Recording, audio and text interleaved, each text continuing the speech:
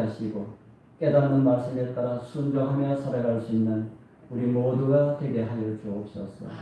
우리를 구원하신 예수 그리스도의 이름으로 간절히 기도드리옵나이다. 아멘.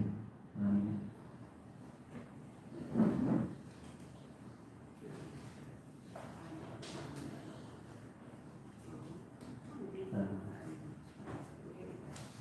참 시간이 참 잘 갑니다.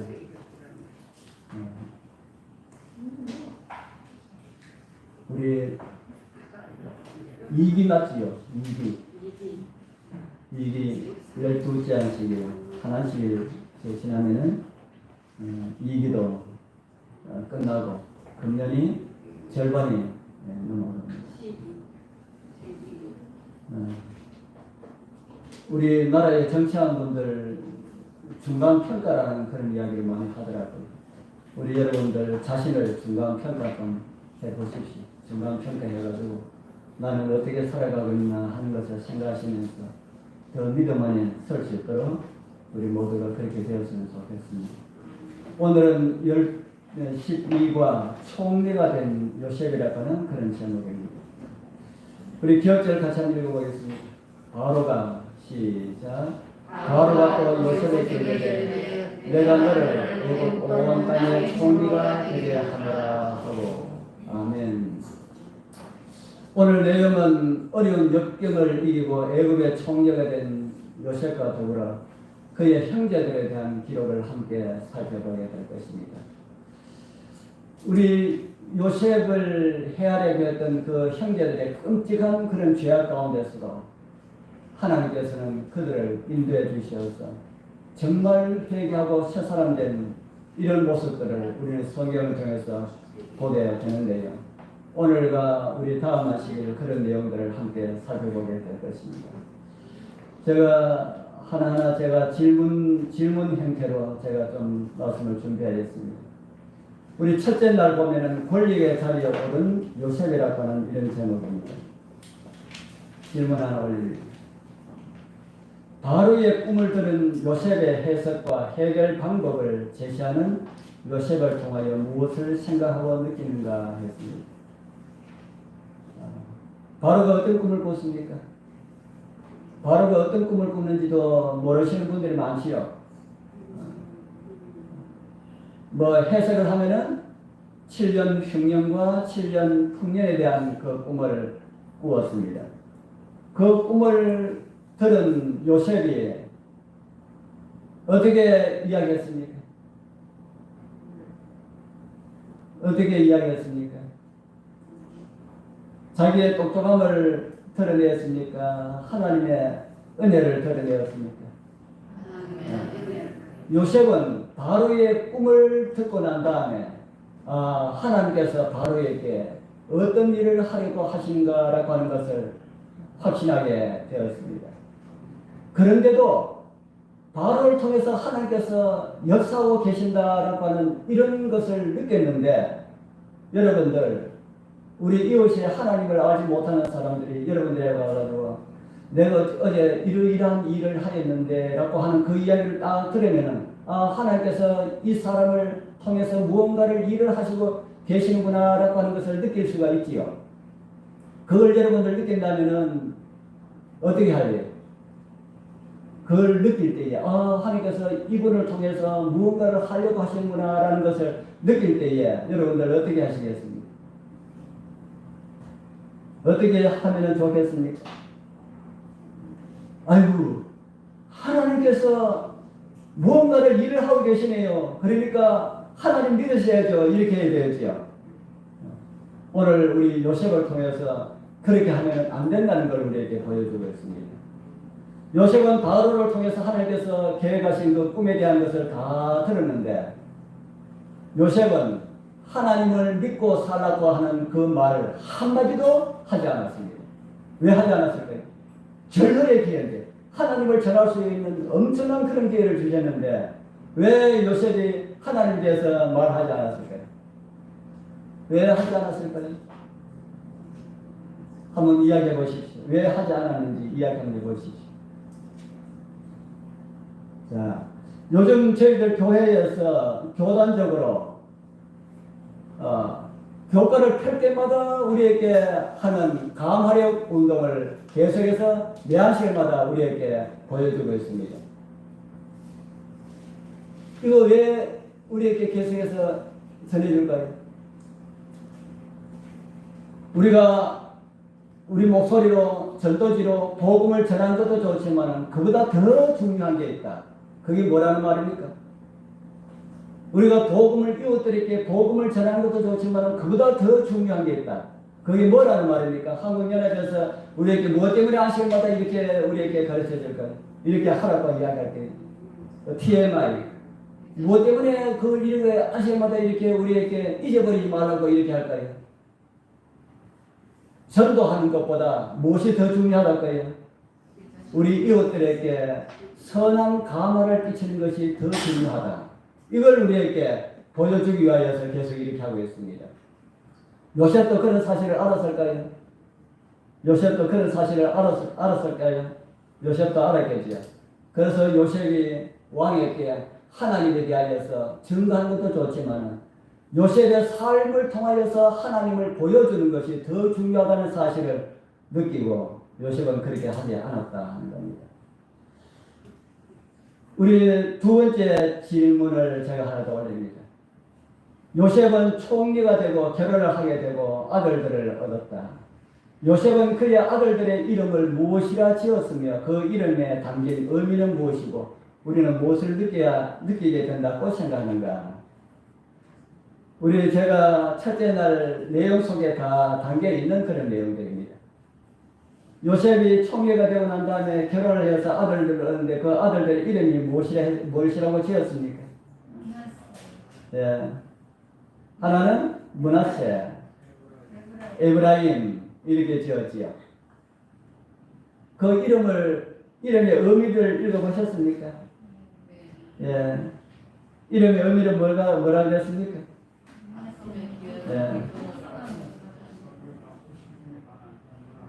이전에 고통과 괴로움들을 하나님께서 다 갚아주시고 해결해 주셨다. 이런 의미의 이름이라고 그러죠. 에브라임도 그런 의미의 이름이라고 우리에게 가르쳐 주겠습니다. 제가 165페이지 참고에 있는 내용을 하나 올립니다. 참고 우리 같이 한번 읽어보겠습니다. 요셉은 시작. 요셉은 그와 같은 축복을 자기 자녀들의 이름에 반영한다. 요셉에게는 자신이 경험한 하나님의 섭리를 나타내는 이름을 가진 두 아들이 있었다. 아픔의 기억을 기쁨으로 바꾸셨다는 의미의 므낫세와 이전의 고통을 풍성함으로 바꾸셨다는 의미의 에브라임이 바로 그들이다. 하나님께서 악한 것을 선한 것으로 바꾸셨으며 과연 얼마나 훌륭한 시대인가. 우리 여러분들도 살아가면서 이런 경험들 이렇게 요셉이 경험한 것처럼 그렇게 크지는 않을지라도 작은 이런 경험들이 있지요. 그런 경험들은 우리의 삶 속에 우리 믿음의 삶 속에 상당히 중요한 그런 의미를 우리에게 부여하고 있습니다. 그래서 그런 의미들을 우리가 그런 경험들을 잊지 마시고 많이 간직하는 것이 우리 믿음의 삶에 상당히 중요하다고 하는 이런 생각을 하게 될 것입니다. 둘째 날 보겠습니다. 둘째 날. 형들을 만난 요셉이라고 하는 이런 제목입니다. 제가 또 질문 하나 올립니다. 야곱의 10아들들이 요셉을 종으로 판 것을 하나님께서는 무엇을 이루는 도구로 사용하셨다고 생각하는가? 라는 질문을 올렸습니다. 하나님께서 요셉을 그 10아들들이 요셉을 종으로 팔았잖아요. 아마 기록된 문서에 의하면 최초의 20명의 범이 아닐까 하는 생각이 듭니다. 하나님께서 그거 막을 수 있을까요? 없을까요? 하나님께서 요셉을 종으로 파는 것을 막을 수 있을까요? 없을까요? 막을 수 없다는 생각이 듭니까? 있다는 생각이 듭니까? 하나님도 사람이 하는 걸 어떻게 막을 수가 있지요. 막을 수가 있지만은 하나님께서 막지 않으셨다. 왜 막지 않으셨습니까? 하나님께서 누구에 대한 기대가 있습니까? 요셉에 대한 기대가 있다. 그래서 하나님께서는 그 일을 통하여서 누구를 구원할 길로 하나님께서 삼으셨습니까? 야곱의 그 전 가족을 군주로부터 구원하고 온 세계를 구원할 그런 일들을 계획을 하고 계셨지요. 그리고 또 하나가 있습니다. 이스라엘 백성들이 가나안 땅에서는 절대로 한 민족으로 성장할 수가 없음을 보았습니다.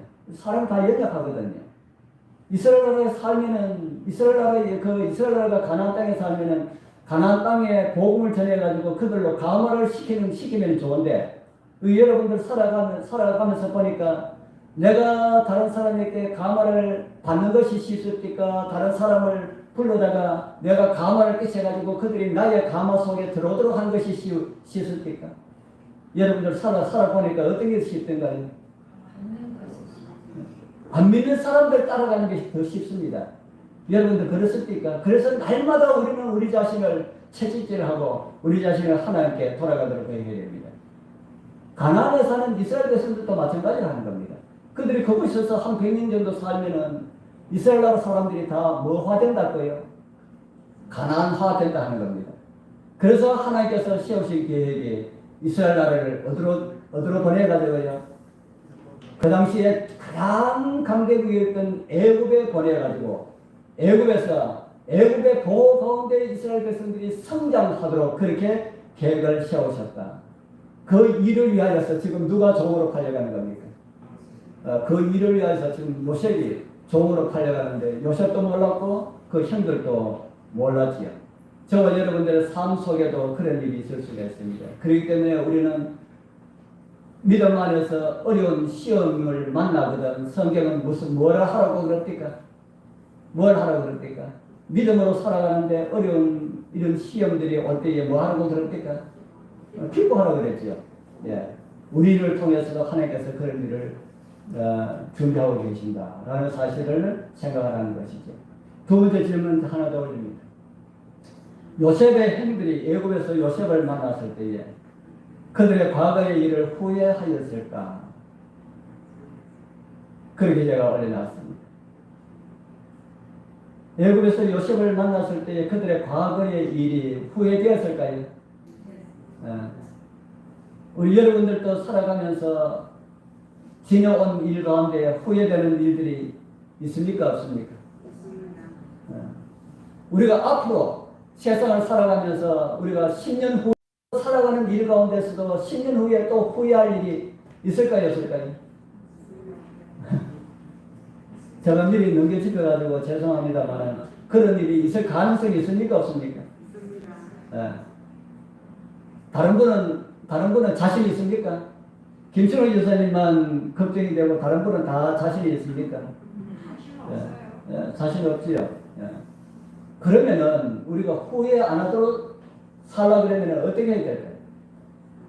우리가 후회하지 않도록 살라 그러면은 어떻게 해야 될까? 어떻게 하면 되겠습니까?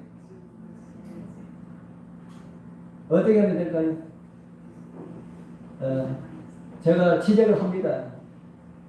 어떻게 하면 될까요? 우리 정순대 주사님 이야기 한번 해보십시오. 우리의 삶을 후회하지 않도록 10년 후에 후회하지 않도록 하려고 하면 오늘 어떻게 살면 될까? 어떻게 하면 될까? 빨리 대답하지 않으시면 다른 분에게 넘어갑니다. 어떻게 하면 될까요?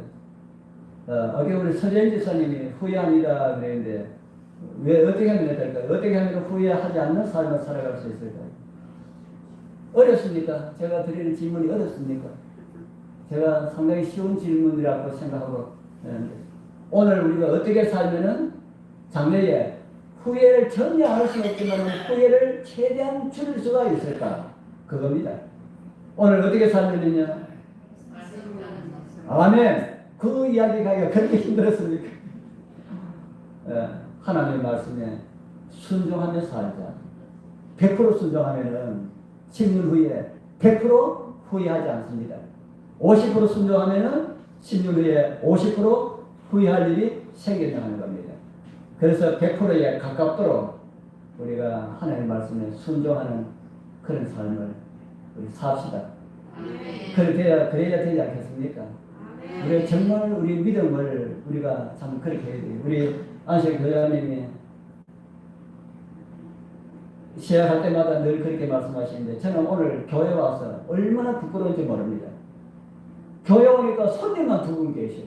뭐 필연이 있었지만 물론 우리 김계환 집사님 왔다가 다시 악기 가지러 가셨지만 제가요 그럴 때마다 이럴 때가 종종 있거든요. 이럴 때마다 얼마나 부끄럽고 얼마나 얼굴이 달아오르고 이런지 모릅니다.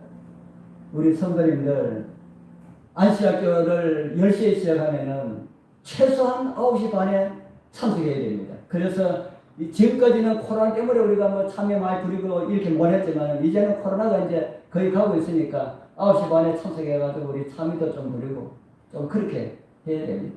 그렇게 할 수 있겠습니까? 아멘. 예, 우리 아멘 하신 분들 제가 다음 하시에 이제 볼 겁니다. 자, 우리 셋째 날 요셉과 베냐민이라고 하는 제목입니다. 베냐민 누굽니까? 베냐민 요셉의 친동생이죠. 다른 형제간들은 이복 형제간들이고 요셉은 친동생입니다. 제가 이런 질문을 올려놨습니다. 요셉의 형제들 앞에서 베냐민을 더 특별하게 대우했던 이유는 무엇이라 생각하는가? 왜 동생 베냐민을 특별하게 대우를 했을까요? 아이고 감사합니다. 형들을 시험하려 했다. 왜 형들을 시험하려 했습니까? 과거에 자기가 특별 대우를 받음으로 인해서 형들에게 시기와 질투를 받아서 종으로 팔렸잖아요. 죽을 고비를 넘기면서 종으로 팔렸는데 그것을 다시 한번 더 확인하기 위하여서 그렇겠지요. 두 번째 제가 질문 한번 올립니다. 요셉을 특별 대우를 받았을 때 시기 질투하여 동생을 죽이기까지 하였지만은 베냐민에게는 왜 그런 모습을 보이지 않았다고 생각하는가 했습니다. 요셉에게는 그런 시기 질투가 일어나서 요셉을 죽이려고까지 했는데 베냐민에게는 그런 모습이 보이지 않았지요. 왜 그렇게 그런 모습이 보이지 않았을까요?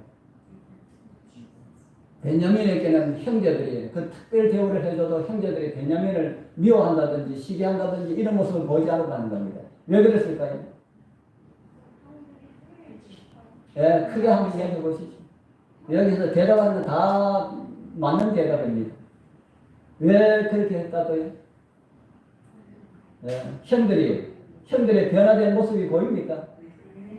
형들의 변화된 모습이 보인다 하는 것을 우리가 생각하게 되지요.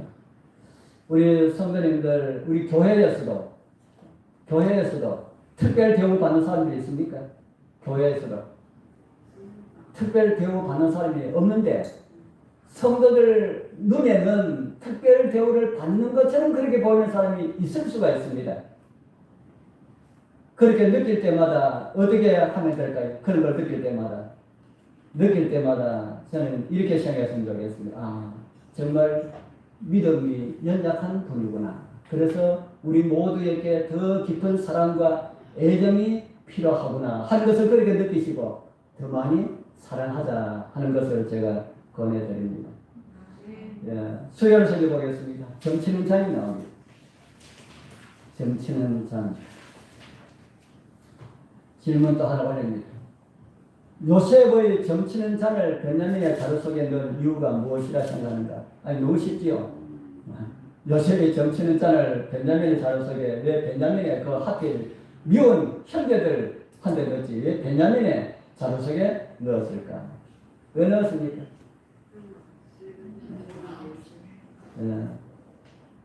형들이 마음이 베냐민을 싫어하고 미워하고 있지 않다는 것은 느꼈는데 베냐민을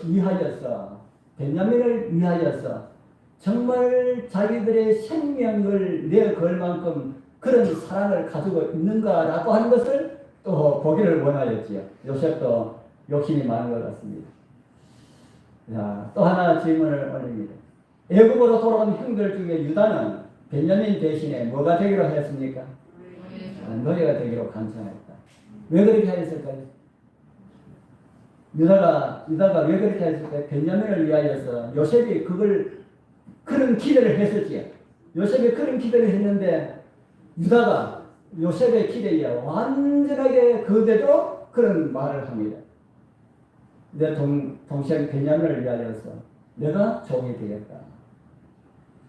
왜 그렇게 자원하고 나섰을까요? 예? 집에서도 아버지한테 그렇게 약속을 했지요. 예.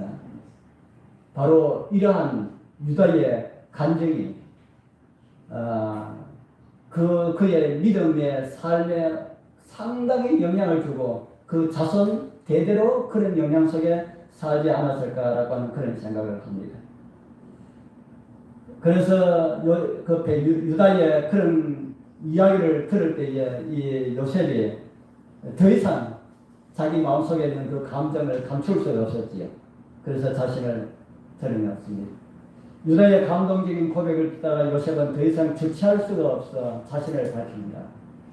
종으로 팔았던 사람은 죄인으로 헤아림을 받을 수 있는 위치에 그들에 의하여 종으로 팔렸던 사람은 시리자의 자리에 그렇게 속하는 겁니다. 여러분 어떤 광경이 떠오릅니까?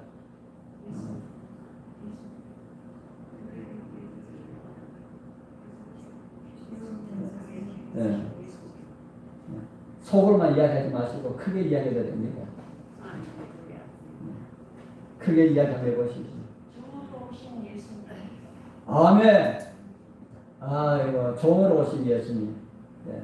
종으로 오신 예수님의 모습을 떠올린다. 우리가 성경을 통해서 성경 전체 66권 전체를 통해서 예수님을 보아야 하지. 하나 더 올립니다. 요셉의 형들은 변해야겠다. 그러나 어떤 사람은 끝까지 변하지 않고 악한 모습으로 살아간다. 우리 그들을 어떻게 하면 포용할 수 있을까요? 요셉의 형들은 변화됐는데 어떤 분들은 참 변화되지 않는 그런 모습을 가지고 살아가고 있는 분들이 있죠. 어떻게 하면 그들을 끝까지 포용할 수가 있을까요? 저도 참 그게 참 잘 안 됩니다. 어떻게 하면 그들을 끝까지 포용할 수가 있을까요? 그 비결을 여러분들 한번 이야기 한번 해보시죠. 제가 좀 배우게요. 어떻게 하면 그들을 포용할 수가 있을까?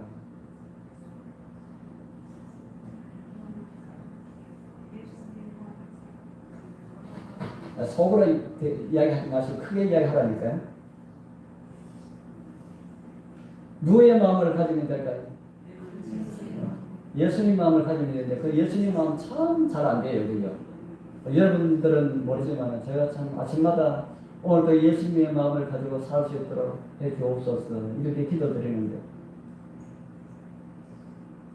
우리 장유교회 그런 분이 제가 또 이야기하면 아이고 내가 또 그러나 하고 그래서 오해하지 마십시오. 장유교회는 그런 분 한 번도 없습니다. 그런데 교회를 예비기고 이렇게 하는 분들이 교회 안 나오면은 차이가게 싫어요. 예수님은 안 그러셨지요. 그래서 참 하나님이시여 예수님의 마음을 주고 그들을 더 불쌍히 여기고 긍휼히 여기고 사랑하고 포용할 수 있는 이런 마음을 주옵소서 라고 기도하는데 그게 참 잘 안 됩니다. 옛날에는 그렇게 많이 했는데도 그게 잘 안 돼요. 그래서 우리 성도님들 우리 모두가 다 정말 예수님의 마음을 닮으면은 예수님 마음을 가지면은 그거 다 되는데 그게 참 힘든 것 같습니다. 그래서 우리 성도님들 우리 모두가 다 예수님의 마음을 닮는 예수님의 마음을 가지고 살아가는 그런 삶이 되었으면 좋겠습니다. 그래서 우리 이 교회를 찾는 사람들 어떤 삶이라 할지라도 예수님께서는 우리를 사랑하시되 언제까지 사랑하신다 그러는데 끝까지 우리 죽을 때까지 끝까지 우리를 포기하지 아니하시고 우리를 사랑하시는 그 주님의 마음을 가지고 우리 형제들을 사랑할 때에 그가 어떤 가운데 있더라도 끝까지 포기하지 않고 포용할 수가 있는 그런 우리 안시아교 관심들로 살아갔으면 좋겠습니다. 네, 기도 마치겠습니다.